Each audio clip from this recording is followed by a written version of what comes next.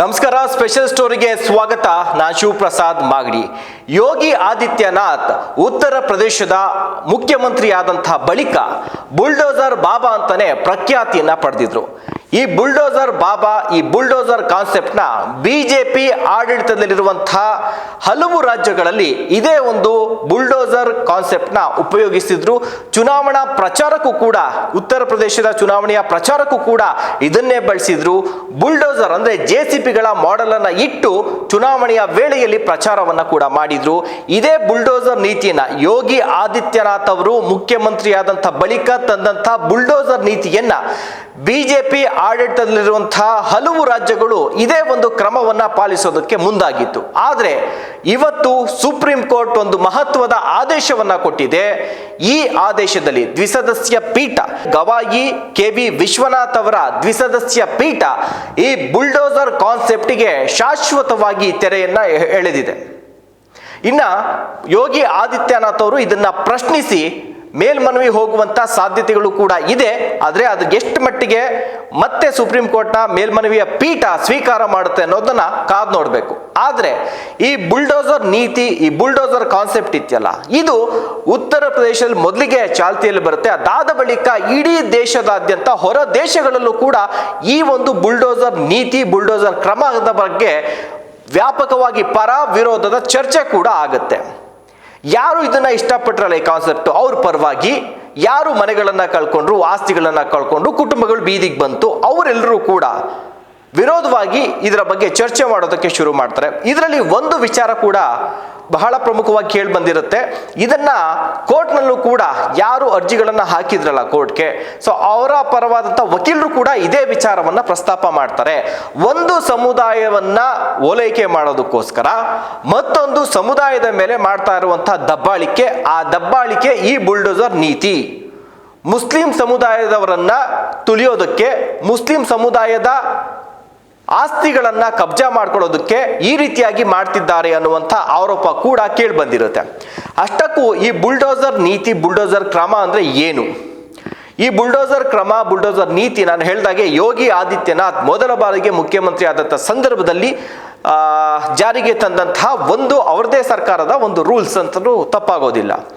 ಉತ್ತರ ಪ್ರದೇಶ ಹೇಳಿ ಕೇಳಿ ಕಾನೂನು ವಿರುದ್ಧವಾದಂತಹ ಚಟುವಟಿಕೆಗಳಿಗೆ, ಅಲ್ಲಿ ಗ್ಯಾಂಗ್ಸ್ಟರ್ಗಳಾಗಿರ್ಬೋದು, ಡ್ರಗ್ಸ್ ಮಾಫಿಯಾ ಆಗಿರ್ಬೋದು, ಕೊಲೆಗಳಾಗಿರ್ಬೋದು, ಲ್ಯಾಂಡ್ ಮಾಫಿಯಾ ತುಂಬಿ ತುಳುಕ್ತಾ ಇದ್ದಂತಹ ಒಂದು ರಾಜ್ಯ. ಕಾನೂನು ಸುವ್ಯವಸ್ಥೆಗೆ ಅಲ್ಲಿ ಬೆಲೆನೇ ಇಲ್ಲ. ಎಲ್ಲ ರೀತಿಯಾದಂತಹ ಕ್ರಿಮಿನಲ್ ಚಟುವಟಿಕೆಗಳು ನಡೀತಾ ಇದ್ದಂಥ ರಾಜ್ಯ. ಯೋಗಿ ಆದಿತ್ಯನಾಥ್ ಅಧಿಕಾರ ಸ್ವೀಕಾರ ಮಾಡಿ ಮುಖ್ಯಮಂತ್ರಿ ಆದಂಥ ಬಳಿಕ ಅವರು ತೆಗೆದುಕೊಂಡಂಥ ಕ್ರಮ ಅಂದ್ರೆ, ಯಾರೇ ಕ್ರಿಮಿನಲ್ಸ್ ಈ ರೀತಿಯಾದ ಕಾನೂನು ಬಾಹಿರ ಚಟುವಟಿಕೆಗಳಲ್ಲಿ ಭಾಗಿಯಾದ್ರೆ ಅವರ ಮನೆಯನ್ನ ಧ್ವಂಸ ಮಾಡುವಂಥದ್ದು.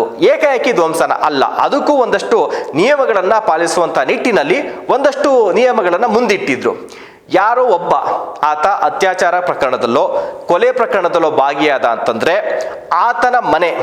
ಆತನ ಮನೆ ಕಟ್ಟುವಂತ ಸಂದರ್ಭ ಒಂದಲ್ಲ ಒಂದು ವೈಲೇಷನ್ ಆಗೇ ಇರುತ್ತೆ.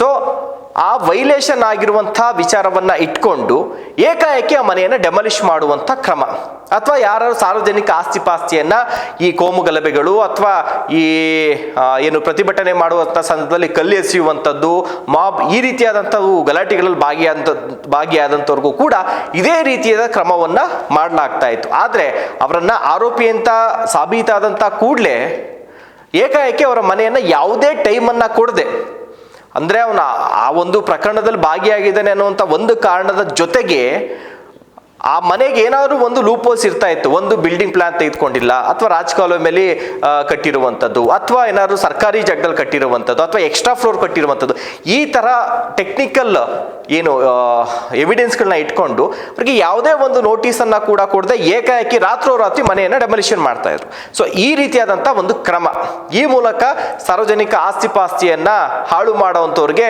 ಜೊತೆಗೆ ಕ್ರಿಮಿನಲ್ ಆಕ್ಟಿವಿಟೀಸ್ಗಳಲ್ಲಿ ಭಾಗಿಯಾಗುವಂಥವ್ರಿಗೆ ಈ ರೀತಿಯಾಗಿ ಬಿಸಿ ಮುಟ್ಟಿಸುವಂಥ ಒಂದು ಕ್ರಮ ಯೋಗಿ ಆದಿತ್ಯನಾಥ್ ಸರ್ಕಾರದ ಬುಲ್ಡೋಜರ್ ಕ್ರಮ ಆಗಿತ್ತು. ಇದಕ್ಕೆ ಕಾಲಕ್ರಮೇಣ ಅಂದರೆ ಮೊದಲಿಗೆ ಸಾಕಷ್ಟು ವ್ಯಾಪಕವಾದಂಥ ಪ್ರಚಾರ ಸಿಕ್ತು, ಇದು ಮಾಡೆಲ್ ಅನ್ನೋಂಥ ರೀತಿಯಲ್ಲಿ, ಜೊತೆಗೆ ಕ್ರಿಮಿನಲ್ಸ್ಗಳು ಯಾರಿದ್ದಾರೆ ಅವ್ರಿಗೆ ಬಿಸಿ ಮುಟ್ಟಿಸುವಂಥ ನಿಟ್ಟಿನಲ್ಲಿ ಈ ರೀತಿಯಾದ ಕ್ರಮ ಅವಶ್ಯಕತೆ ಇದೆ ಎನ್ನುವಂಥ ಕೂಗು ಆರಂಭಿಕ ದಿನಗಳಲ್ಲಿ ಬಂತಾದರೂ ಕೂಡ ಅಷ್ಟೇ ವಿರೋಧಗಳು ಕೂಡ ಕೇಳಿ ಬರ್ತಾ ಇತ್ತು. ಇದು ಮುಸ್ಲಿಂ ಸಮುದಾಯದ ಮೇಲೆ ಮಾಡ್ತಾ ಇರುವಂಥ ದಬ್ಬಾಳಿಕೆ, ಮುಸ್ಲಿಂ ಸಮುದಾಯದವ್ರು ಯಾರು ಈ ರೀತಿಯಾಗಿ ಮಾಡಿದ್ರೆ ಅವ್ರ ಮೇಲೆ ಮಾತ್ರ ಜಾಸ್ತಿ ಈ ರೀತಿಯ ಕ್ರಮಗಳನ್ನ ಮಾಡಲಾಗ್ತಾ ಇದೆ. ಜೊತೆಗೆ ಪ್ರಭಾವಿಗಳು ಯಾರಾದರೂ ಕೂಡ ಮಾಡಿದ್ರೆ, ಯಾವ್ದಾದ್ರು ರಾಜಕಾರಣಿ ಮಕ್ಕಳು MLA ಮಗನೋ, ಮಿನಿಸ್ಟರ್ ಮಗನೋ ಅಥವಾ MLC ಮಗನೋ ಯಾರಾದರೂ ಮಾಡಿದ್ರೆ, ಅಥವಾ MP ಮಗ ಏನಾದರೂ ಕೂಡ ಮಾಡಿದ್ರೆ ಅವ್ರ ಮೇಲೆ ಈ ರೀತಿಯಾದಂಥ ಕ್ರಮ ಇಲ್ಲ. ಈಗ ಆಗಿರುವಂತಹ ಕ್ರಮಗಳನ್ನು ನೋಡಿದಾಗ, ಆಗಿರುವಂಥ ಡೆಮಾಲಿಷನ್ಸ್ಗಳು ನೋಡಿದಾಗ ವ್ಯಾಪಕವಾಗಿ 90% ಬಡವರ ಒಂದು ಆಸ್ತಿಗಳ ಮೇಲೆ, ಮುಸ್ಲಿಂ ಸಮುದಾಯದ ಆಸ್ತಿಗಳ ಮೇಲೆ ಮಾಡಲಾಗಿದೆ ಅನ್ನುವಂಥ ವಿಚಾರಕ್ಕೆ ಸಂಬಂಧಪಟ್ಟಂತೆ ಸುಪ್ರೀಂ ಕೋರ್ಟ್ನ ಮೊರೆಯನ್ನು ಹೋಗಲಾಗಿತ್ತು. ಕೆಲವು ತಿಂಗಳುಗಳ ಹಿಂದೆ ವ್ಯಾಪಕವಾದಂಥ ದೂರುಗಳು ಕೂಡ ದಾಖಲಾಗಿತ್ತು. ಅದಾದ ಬಳಿಕ ಸುದೀರ್ಘವಾಗಿ 3-4 ತಿಂಗಳ ಕಾಲ ವಿಚಾರಣೆಯನ್ನು ಕೂಡ ಈ ದ್ವಿಸದಸ್ಯ ಪೀಠ PR ಗವಾಯಿ ಮತ್ತು KV ವಿಶ್ವನಾಥ್ ಅವರ ಪೀಠ ಇದನ್ನ ಆಲಿಸಿ ಈ ಹಿಂದೆಯೇ ಒಂದು ತಡೆಯಾಜ್ಞೆಯನ್ನ ನೀಡಿತ್ತು. ಯಾವುದೇ ರೀತಿಯಾಗಿ ಈ ವಿಚಾರಣೆ ಮುಗಿದು ನಾವೇ ಒಂದು ಗೈಡ್ಲೈನ್ಸ್ ಅನ್ನ ಕೊಡ್ತೀವಿ, ಆ ಗೈಡ್ಲೈನ್ಸ್ ಕೊಡೋವರೆಗೂ ಯಾವುದೇ ಕಟ್ಟಡಗಳನ್ನ, ಅಪರ ಆರೋಪಿಗಳ ಕಟ್ಟಡಗಳನ್ನ ಡೆಮಾಲಿಷನ್ ಮಾಡಂಗಿಲ್ಲ ಅನ್ನುವಂತಹ ಒಂದು ಸೂಚನೆಯನ್ನು ಕೊಟ್ಟಿತ್ತು. ಅಂತಿಮವಾಗಿ ಇವತ್ತು ಒಂದು ಆದೇಶವನ್ನ ಕೊಟ್ಟಿದೆ. ಆದೇಶದಲ್ಲಿ ಕ್ಲಿಯರ್ ಆಗಿ ಹೇಳಿರುವಂಥದ್ದು, ನೀವ್ಯಾರೂ ಕೂಡ ಸರ್ಕಾರ ಆಗಲಿ ಅಥವಾ ಅಧಿಕಾರಿಗಳಾಗಲಿ ನೀವ್ಯಾರೂ ಕೂಡ ನ್ಯಾಯಾಧೀಶರಲ್ಲ ಅಥವಾ ನ್ಯಾಯಾಂಗ ವ್ಯವಸ್ಥೆ ಅಲ್ಲ. ನೀವೇನಿದ್ರು ಕೂಡ ಕಾರ್ಯಾಂಗದವರು ನೀವು ಕಾರ್ಯಾಂಗ ಕೆಲಸ ಮಾತ್ರ ಮಾಡಿ, ನ್ಯಾಯಾಂಗದ ಕೆಲಸವನ್ನು ಮಾಡೋಕ್ಕೆ ನಾವಿದ್ದೀವಿ. ಯಾವುದೇ ಒಬ್ಬ ವ್ಯಕ್ತಿ ಅಪರಾಧ ಕೃತ್ಯಗಳಲ್ಲಿ ಭಾಗಿಯಾಗಿದ್ದಾನೆ, ಅವನ ಆಸ್ತಿಯನ್ನ ಅಥವಾ ಮನೆ ಆಗಿರ್ಬೋದು ಅಥವಾ ಆತನ ಒಂದು ದೊಡ್ಡ ಕಟ್ಟಡ ಆಗಿರ್ಬೋದು, ಯಾವುದೇ ರೀತಿಯಾದಂಥ ಆತನ ಆಸ್ತಿಯನ್ನ ಡೆಮೊಲಿಷನ್ ಮಾಡುವಂಥ ಅಧಿಕಾರ ನಿಮಗಿಲ್ಲ. ಹಾಗೇನಾದರೂ ನೀವು ಮಾಡಿದ್ರೆ ನೀವೇ ಅದರ ಪರಿಹಾರವನ್ನು ಕೊಡಬೇಕಾಗುತ್ತೆ ಅನ್ನುವಂಥ ಎಚ್ಚರಿಕೆಯನ್ನು ಕೂಡ ಕೊಟ್ಟಿದ್ದಾರೆ. ಇದರ ಜೊತೆಯಲ್ಲಿ ಯಾರಾದರೂ ಸಾರ್ವಜನಿಕ ಆಸ್ತಿ ಪಾಸ್ತಿಯನ್ನು ಒತ್ತುವರಿ ಇರುವಂಥದ್ದು ನಿಜನೇ ಆಗಿದ್ರೆ ಅವರ ಮೇಲೆ ಯಾವ ರೀತಿಯ ಕ್ರಮ, ಅವರಿಗೆ ಒಂದು ನೋಟಿಸನ್ನು ಕೊಡಿ. ಮುಂಚೆ ಅದಾಗ್ತಾ ಇರಲಿಲ್ಲ. ಒಂದು ನೋಟಿಸನ್ನು ಕೊಡಿ, 15 ದಿನಗಳ ಕಾಲ ಅವಕಾಶವನ್ನು ಕೊಡಿ. ಅವರು ಕೂಡ ನ್ಯಾಯಾಲಯದ ಮೊರೆ ಹೋಗೋದಕ್ಕೆ, ವಕೀಲರನ್ನ ಇಟ್ಟು ವಾದ ಮಾಡೋದಕ್ಕೆ ಅಥವಾ ಸ್ಟೇ ಆರ್ಡರ್ನ ತೆಗೆದುಕೊಂಡ್ಬರೋದಕ್ಕಾಗಲಿ, ಒಟ್ಟಲ್ಲಿ ನ್ಯಾಯಾಲಯದ ಮೊರೆ ಹೋಗೋದಕ್ಕೆ ಅವ್ರಿಗೆ ಅವಕಾಶವನ್ನು ಕೊಡಿ. ಈ ಹಿಂದೆ ಈ ಬುಲ್ಡೋಜರ್ ನೀತಿಯಲ್ಲಿ ಆ ರೀತಿಯಾದಂಥ ಯಾವುದೇ ಒಂದು ಅವಕಾಶವನ್ನು ಕೊಡ್ತಾ ಇರಲಿಲ್ಲ.